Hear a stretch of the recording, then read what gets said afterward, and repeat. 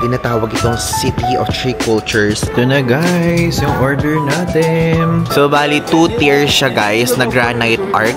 Originally, a Roman fortress site siya. Sabi sa mga nagre-reviews, napaka-juicy daw niyan. Grabe guys, kung titignan niya dito sa Segovia, dito sa Alcazar area, napakalalayo ng mga parang town. Hello guys! I'm back again with another vlog and now tayo po ay magtutour and pupunta tayo sa Toledo and Segovia and time check, anong oras na?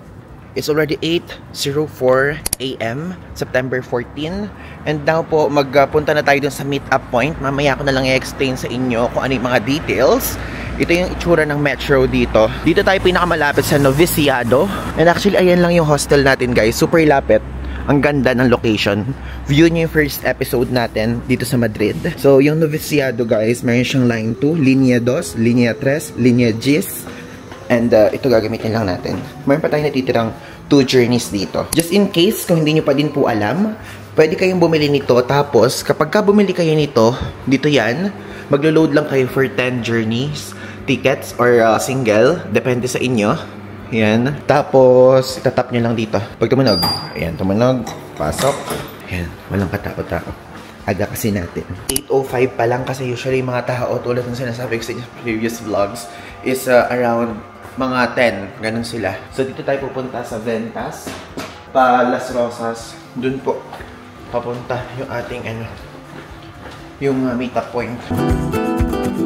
Tingin niyo, wala pang katao-tao. Buenos dias a todos! So, we're here sa... Wait. Malayo siya, 10 stops. So, ayun yung mga dadaanan. Santo Domingo, Opera. Alam nyo guys, favorite ko itong Santo Domingo, tas Opera na area. If ever, pwede kayo magstay dyan, maganda po dyan. Pwede din dito sa Sol.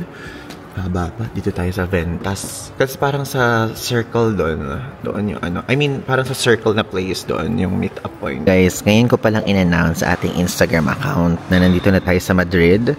And in-announce ko na yung Europe Travel Series premieres tonight. So if ever guys, hindi nyo pa ako na-follow, ito po ang ating user handle, Paul Ivan DG. Diyan po, mas updated po tayo. So ayan o, ina-announce natin dyan kung saan tayo nagpupunta.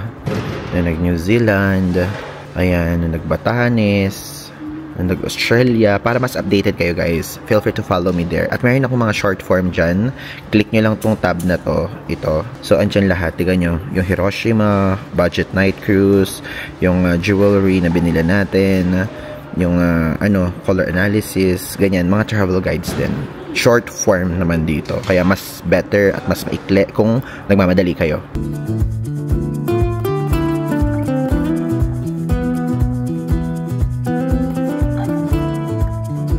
Guys, kapag sasakay kayo dito at bababa, hindi automatic itong nagbubukas. I-click nyo yung color green na yan para bumukas.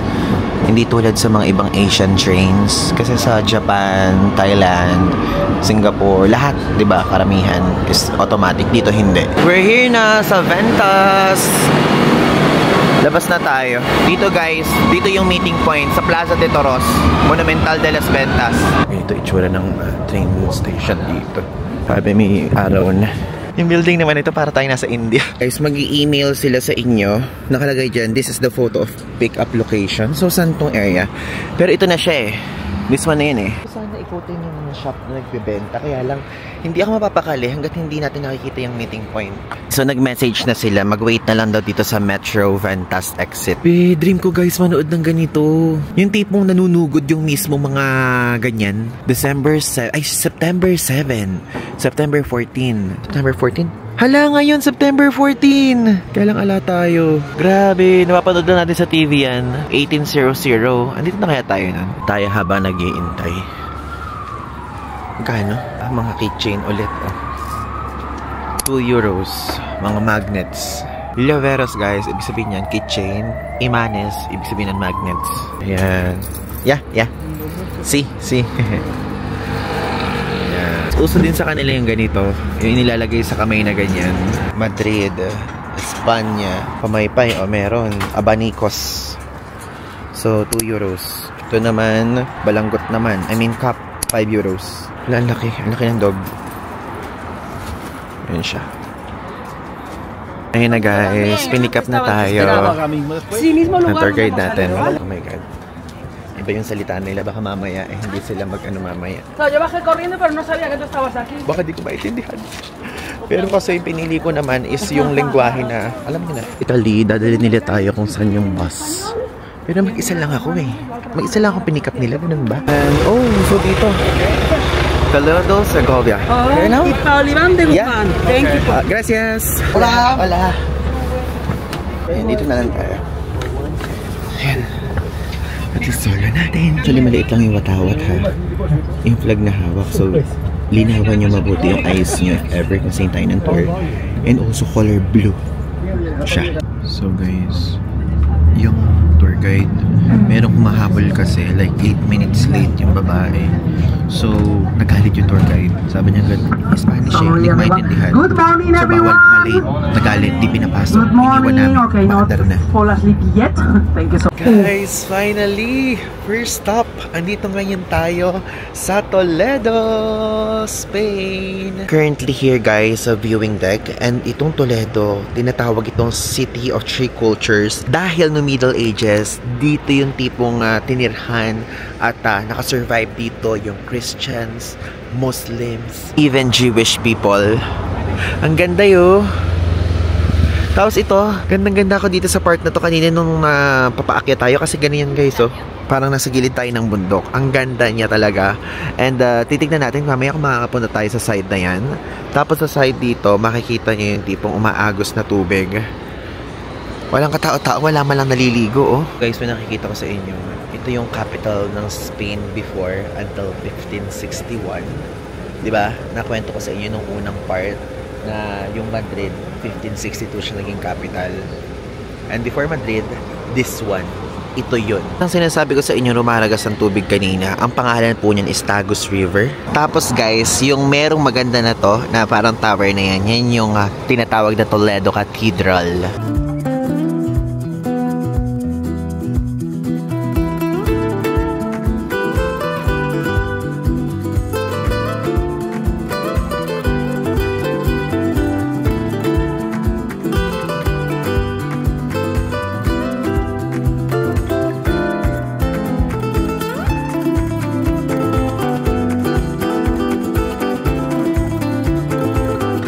Tignan nyo guys, ito yung mga ginagawa dito, mga espada. Bigat. Magkano? Try nga natin mag-check. Anong price? Anong price na nakalagay? Pero ang bigat samurai oh. Itong maganito, 42 euros. Kapag inaway nyo kami, pag-iespadahan tayo.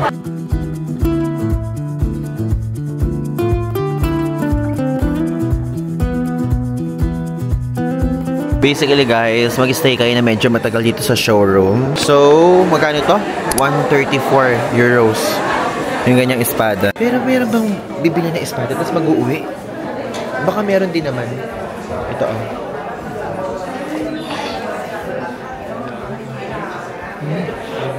Tingnan nyo guys, grabe. Ultimo Cuchillo meron dito. 15 euros. Pinakamura 9. Oh. Magiging masarap ang pagluluto nyo pag yan yung ginamit nyo. Welcome guys sa San Martin Bridge. Sikat tong bridge na to guys. Ginawa to ng 14th century over the Tagus River na pinakita ko sa inyo kanina. Let's go. Let's explore it.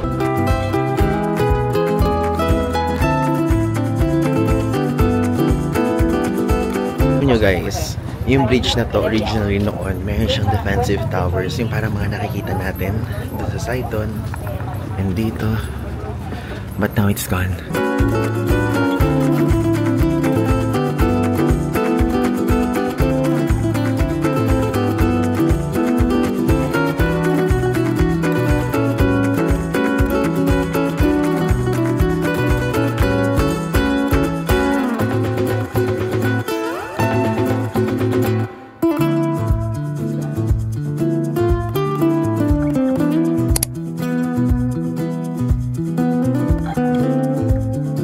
Guys, so ito ina-explain sa atin. Kapag daw nakakita kayo ng ganyan, anywhere in Spain, ibig sabihin part yun ng Jewish quarter. So pag nakakita kayo ganyan, kunyari sa ibang parte, yun yun. Is natutuwa ako, tignan nyo. Lahat ng mga Europeans na nasa tour nandyan sa arawan. Yung mga Asians, ayan, sumunod sa akin dito. Kasi nakasilong tayo. Natutuwa lang ako. Talagang yung mga Europeans, hilig nila sa maaaraw. Tapos tayo, andito tayo sa lilim.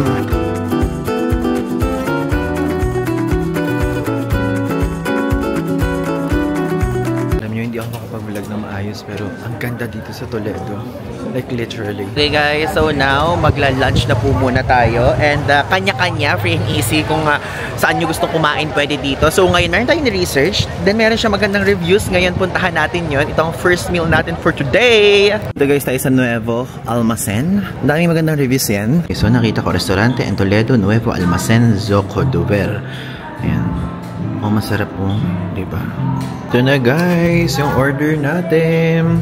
Actually guys, tinuro ko na lang kung ano yung nasa picture. Pero alam nyo, ito yung gusto ko eh. Ito yung hamon na sinasabi ko sa inyo sa mga previous vlogs natin. Tapos, ayan, may fries siyang kasama. Dito kasi sa Spain ay talagang super uso po itong patatas. Tapos may egg pa dyan, o diba? Tapos may mayo, okay? Let's eat! Grabe, super gutom ako, like literally.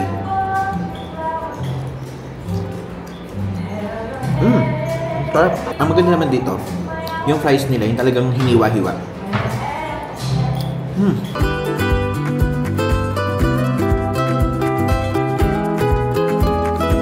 Madami na yung tao.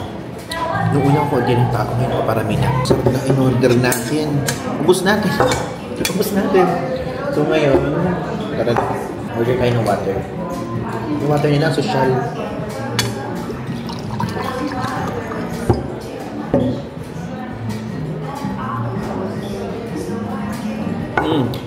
Pa-serve na natin cheesecake. Guys, ayan na yung cheesecake. Nabawasan ko na, hindi ko na naipakita sa inyo. Ang sarap! Mas masarap itong cheesecake na to kasi nasa Barcelona. Ba't tayo nabibigyan ng tinidor eh? Heaven. Ang sarap. So tapos na tayong kumain. Ang sarap po ng kinain natin dito sa Nuevo Almacen Gastrobar and Terraza. Ang sarap. Promise, pwede kayo magpunta dito. Kala ko nung una walang katao-tao ganyan or parang mali lang yun nasa reviews. Pero tayo lang pala yung nauna. Nagsunuran na lahat yung mga tao doon. Alam niyo guys, minsan gusto kong tumaya sa ganyan. I mean sa Lotto dito. Kasi di ba meron mga kasabihan na yung mga turista ay nananalo minsan sa ganyan. Dito yung meeting point sa gitna. Wala pa ako nakikitang ka-tour guys. If ever guys, kung ayaw nyo ng mga local resto, may McDo dyan, may Burger King doon, may Starbucks din dyan sa area dyan. Pero tayo, local resto yung pinili natin muna. Okay guys, now andito naman tayo sa ibang city, which is Segovia. And, grabing ganda oh. Ito yung pinagbabaan sa amin, itong area na to. And tingnan nyo to. Itong parang area na yan, para siyang it's giving Colosseo. Alam niyo yun, yung parang pader lang ha. Ang ganda dito oh. Tawag dyan guys, sinasabi ko sa inyo parang sa Colosseo is Roman Aqueduct. This one guys, itong area na to ay dineclare to noong 1985 na UNESCO World Heritage Site. Natagpuan ito guys sa region ng Castilla and Leon. Alam nyo ba, itong area na to sa Segovia was once a Roman military base.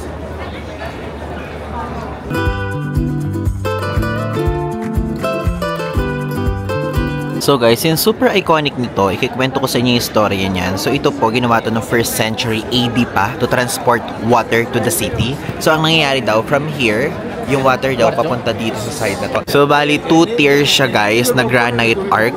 So as you can see, meron dito and also meron dito. So kumbaga guys, gravity system yung ginagamit nila dyan. And also, from mountain yung mga water, tapos itinatransport papunta dun sa Segovia's baths, ganyan, fountains.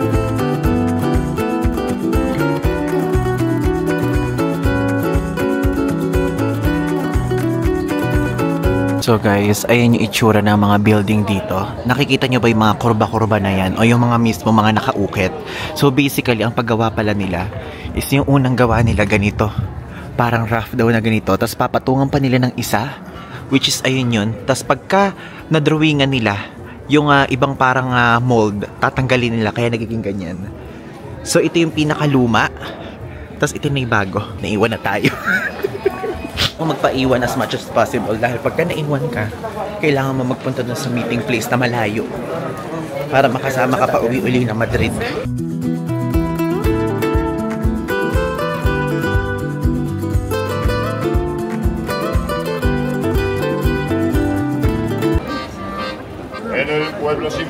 profesión, tengo mala reputación, haga lo que haga es igual, todo lo consideran mal.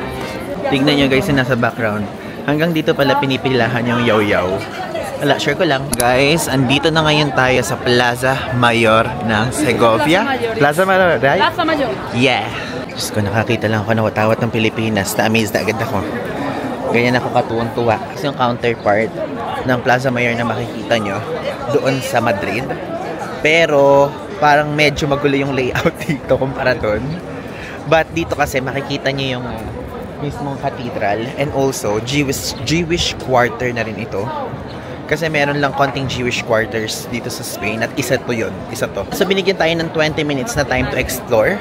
Ngayon maghanap tayo ng something to eat. Kasi sabing ganun yung time daw na yun, gamitin daw sa pagkain ng gelato, sa pagkain ng mga cafe, pag inom, I mean. Tingnan ko kung ano yung bibili natin. Per kilo yung bentahan. 30 euros per kilo. Pasok tayo dito sa Pandora Restaurante. Alam niyo kung ano yung hinahanap ko guys dito ngayon kasi time for for drinking time, ganyan. Naghahanap ako ng kahit wala kasi hindi uso dito yung boba tea. Hindi din uso dito yung matcha, ganyan. Puro mga kape opo. Ala ko makita na bilihan na yung tipong magugustuhan natin. Wala talaga. Mga pastries naman yun nandito. Ito lemon, ayoko ng ganyan. Ito, meron dyan. Check tayo. Okay, so magsimpli-simplihan na lang tayo ngayon. Fused tea na lang tayo guys. Yan na lang fused tea. Tapos, bili tayo ng isang something na Herradura de chocolate. Okay, yan. Parang yan ang pumukaw ng attention ko eh. Napolitana de chocolate. Parang ayoko. Ito na lang. Fused tea na lang pala muna tayo. Parang ang dami na natin nakakain. Diet muna.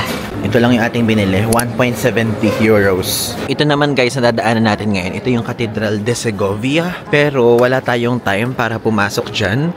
But if ever po, kung interesado kayo, 4 euros yung entrance dyan. Usually naman, dito naman sa Spain, lahat naman ng mga cathedral, merong misa araw-araw. According din niya sa tour guide natin, kinonfirm ko.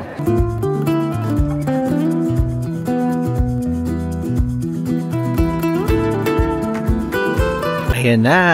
Next stop na guys, Alcazar of Segovia. Guys, finally! Ito na! Papalapit na tayo sa Alcazar de Segovia. Wow! So guys, alam niyo ito, rock shape siya like ship's bow. Yung itsura nito, if palalapitan nyo mabuti. And also, originally, a Roman fortress site siya. Pero nirebuilt siya ng mga Christians.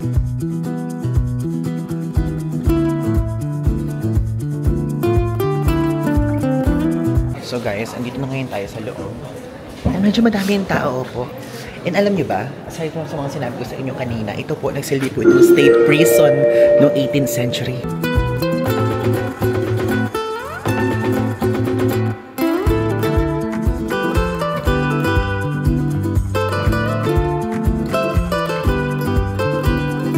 Hey guys, ngayon lang ako nakakita na to in person. Like, nakikita nyo naman yung mga pinupuntahan natin. Never pa tayo nakakita ng ganito. Yung parang mga napapanood natin sa movie dati. Forgot actually kung anong movie, pero yung pagka nagpapatayan, gano'n. Yung nagsusuguran, yung parang sasabihin, let's go! Tapos biglang gaganon yung mga kabahay, tapos gaganon, tapos bigla sila magtutusukan ng espada.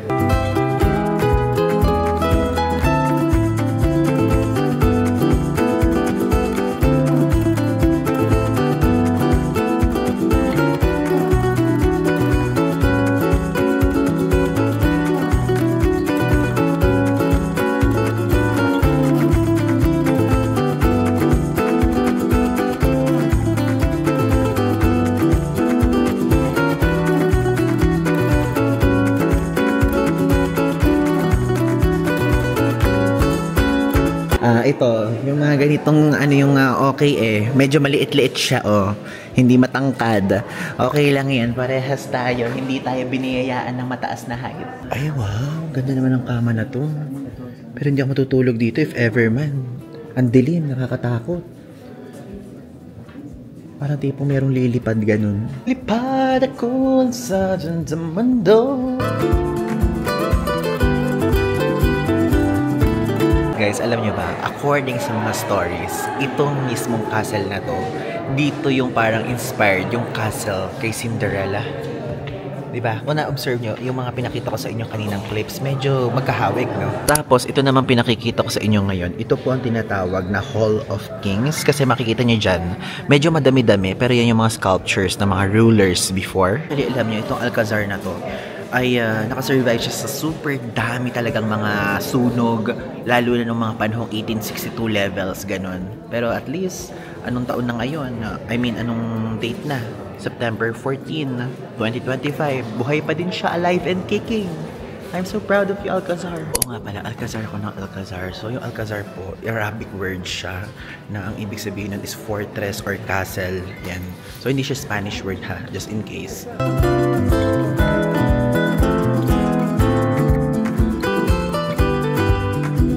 Grabe yo. Para tayong nasa libro. Yung mga drawing. Tapos guys, mayroon akong papakita sa inyo. Ilalagay ko dito yung screenshot ng parang maze game dati. Yung may biglang sasalubong na momo. Parang gano'n yung itsura niya. Yung ganung vibe. Naman yung imagination. Ano to? Ay, chapel. May chapel dito.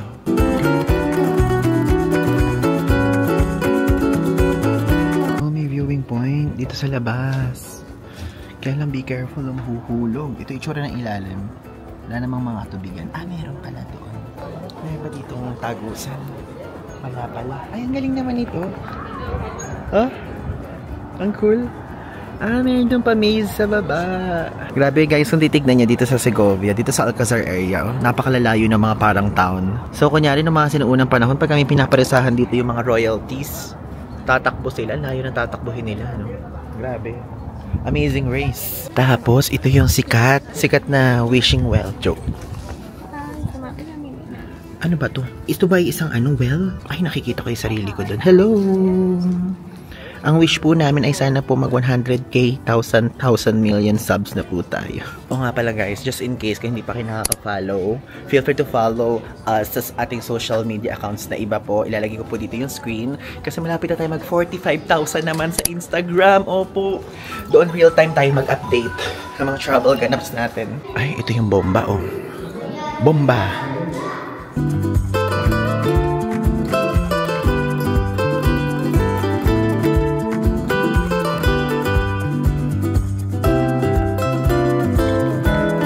Okay guys, we're done sa tour natin at nakabalik na tayo dito sa pick-up point or pick-up location dito sa Ventas.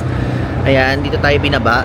And pupunta na tayo somewhere else na malapit dun sa ating hotel. And time check, it's already 7 o'clock. 7:27 PM na ngayon. May araw pa po talaga dito. And ngayon pa lang, gusto kong sabihin sa inyo yung review natin dito sa tour na to. If ever po, kung mahaba-haba yung time sa Madrid, make sure to add this sa itinerary nyo, ang Toledo at ang Segovia. So yung Toledo, yan yung old capital city ng Spain. So it's a must talaga na i-visit if ever kung gusto nyo. Pero between Toledo and Segovia, parang mas nagustuhan ko po yung Segovia. Kasi ang ganda eh. Ang ganda, talagang yung mismo mga buildings, yung vibe kakaiba. Iba yung vibe doon at iba yung vibe dito sa Madrid, ganun po. Okay? Again, if ever kung interesado kayo, yung link ilalagay ko sa ibaba. Ang tour operator niyan is Amigo Tours. Okay? And again, kapag mag-book kayo, feel free to use my code, Paul Ivan Kluk, para magkaroon kayo ng extra discount. Ngayon, tara na. Pumunta na tayo doon sa ating area sa Noviciado. Doon lang din yung yung kakainin natin ng dinner. So, dinner time na po Baka akala nyo tanghali pa or kakatapos lang ng time dahil dito. Pero gabi na po dito. May araw lang. So guys, dito na ngayon tayo sa kakainin natin. Dito sa Casa Macareno. Yan yung itsura niya. Malapit lang to dun sa hostel natin guys. Okay, so dito na tayo ngayon nakaupo sa isahan. Order na tayo. Nakita ko sa Google Maps yung ituturo ko na lang. Actually, dami kasi nag-review nito. So yung pangalan ng resto ilalagay ko dito sa screen para mapuntahan nyo. So basically, octopus siya. Tapos bacalao. Let's go. Okay guys, so basically, dalawa kasi in-order natin. So ang dami kasi nun. So ngayon, ang plano ko is ang gagawin natin itong in-order kong octopus, ito yung kakainin natin. Tapos, yung taco de bacalao, which is ito. Kasi nakikita ko parang ang daming umorder nito sa mga reviews nila.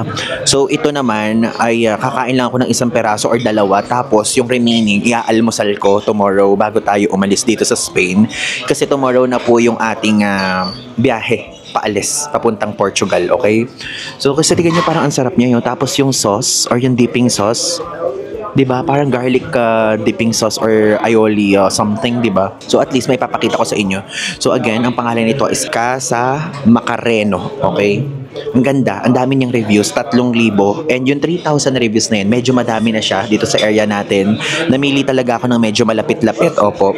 And medyo nahihiya nga ako, ako lang may dala ng ganito. Kasi ito guys, 0.89 euro lang to, okay? So kapag ka kasi bibili dito, minsan ang liit-liit lang, parang 1.90 euros na yung tawag doon. Yung napakaliit lang.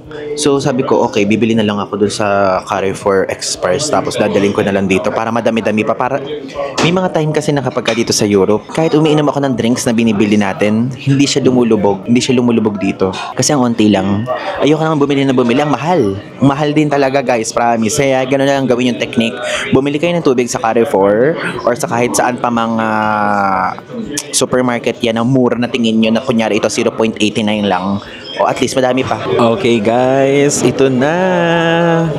Ano ba lasa niya? Sige, naghugas naman na tayo. Galing kasi tayo ng CR. So, ito pala. Meron pala. So, gamitin natin to. Ay, ang lambot niya. Isda! Oh my God!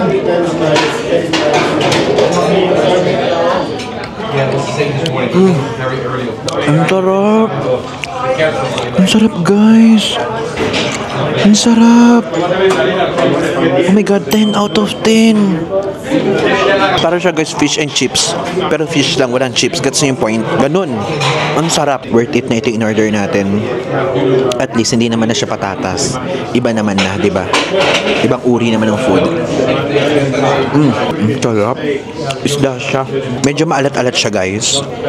Na super lambot.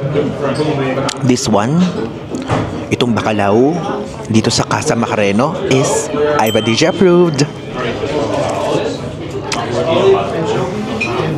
Grabe, ang sarap. Wala akong masabi. Wala akong masabi guys. Ang sarap talaga, promise. Isa to sa pinakamasarap na nakain natin dito sa Espanya. Buti nagpunta tayo dito bago tayo umalis, di ba? It's so good. I'm so happy. We made the right decision. Oh, okay. Thank you. Gracias.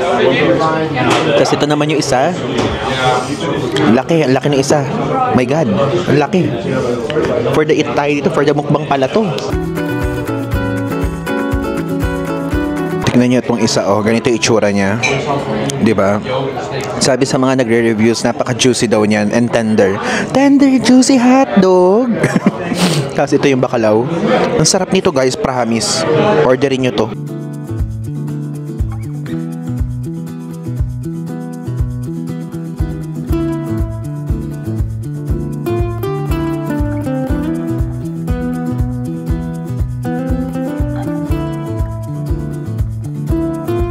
Guys, grabe, ang sarap din ng octopus. Ang tender. Ang sarap. Ang sarap. Guys, 10 out of 10 din. Itong octopus, Ivan DJ approved. Ang sarap, promise. Wala akong nalalasahan gano'n dun sa mismo loob ng octopus. Pero yung labas niya medyo salty. And super lambot. Walang nahihirapan yung ipin ko. Hindi siya nahihirapan ko yung ganun level. Tapos mayroon siyang kasamang parang mashed potato. Okay pa yan for tomorrow. Ang dami masyado pero kaya ko ubusin. Ang sarap.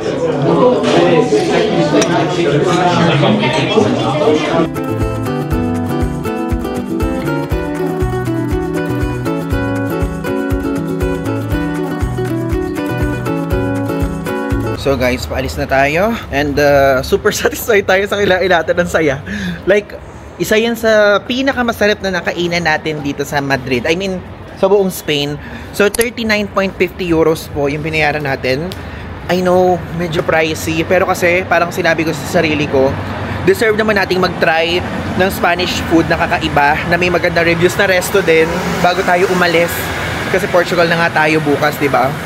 So, ito, lalakad lang tayo ng konti, tapos kakaliwa lang, andyan na ang ating hostel. Ba yung trek?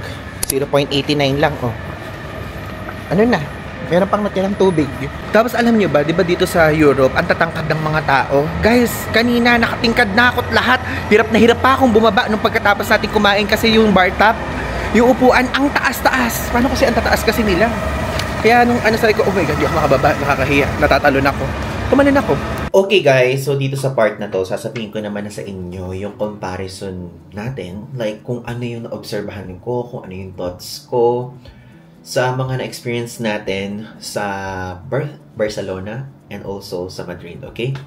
So, sasabihin ko sa inyo kung ano yung nagustuhan ko at sasabihin ko sa inyo kung ano yung dapat yung iwasan at sasabihin ko din sa inyo kung ano yung parang strength ng isa at weakness ng isa, okay? Kasi, by this time, kasi na-upload ko ni episode 1, then napakadami na nagdi-DM, Ivan, ano yung gusto mo sa dalawa? Ganyan, ganyan. So, ngayon ko pa lang po masasabi, dahil ngayon pa lang naman patapos ang trip natin dito sa Espanya, okay? So, nagsulat ako dito, like, nilista ko, para hindi ko makalimutan. Ayan, inilagay ko dyan yung notes. Okay, so magsimula na muna tayo. Dalawa guys, yung nandito, which is Madrid at Barcelona. Yung Toledo and Segovia, hindi ko na siya sinama kasi nakapaloob na siya dun sa Madrid, okay? So magsimula na muna tayo sa Barcelona. Sa Barcelona po, ang nagustuhan ko sa kanya is yung architecture niya and more modern yung area na yun. Like kapag mag-explore kayo doon, makikita nyo yun yung mga buildings nila. European style o Spanish style o pero merong touch na parang, basta parang modern na itsura niya. Kung ikukumpara mo dito sa Madrid, okay? Dito sa Madrid, mas authentic yung vibe, mas authentic yung Spanish style. Based observation ko po yun, ha? So, iba-iba naman tayo ng observation. So, sa Barcelona din, if ever kung mahilig kayo sa beach, dun din yung part na parang mas piliin nyo. Aside from sa mga famous landmarks, is meron din po doong Barceloneta Beach. Pero hindi tayo nagpunta doon dahil hindi na kaya na itinerary natin. And kung mahilig kayo sa mga architecture, Barcelona yung mas okay sa inyo na specific architecture which is yung mga gawa ni Antoni Gaudi. So, yung mga iconic landmarks andon, yung Sagrada Familia, Casa Mila, Park Güell, Casa Batlló, lahat yan nandun po. And yun ang parang strength ni Barcelona kumpara kay Madrid. And number 4 naman is walkability. Like guys, tulad din ang sinabi ko sa inyo doon sa mga previous clips or previous vlog, parang medyo nagsisi ako sa part na bumili ako ng Ola Barcelona card na 4 days dahil nakita ko nung nandun na tayo mismo sa lugar na yon, okay naman pala siyang lakarin na lang.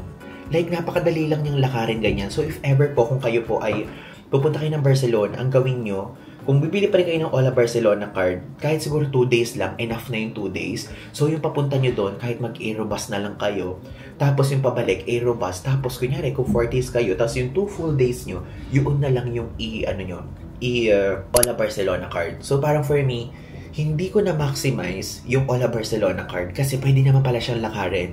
Kasi, mas magandang lakarin na lang dahil makikita nyo mabuti yung mga architecture, infrastructure, lahat ma-appreciate yung more, okay?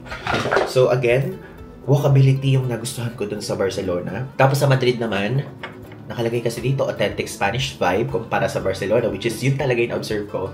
So nung nandito sa Madrid, like grabe yung mga buildings. Ibang-iba yung mga buildings dito kumpara sa Barcelona. Like, ang ganda. Ang ganda talaga dito sa Madrid. And also, perfect to for day trips. Like, kung mapupunta tayo sa Toledo, which is yung old capital nila, Segovia, ganyan. Avila.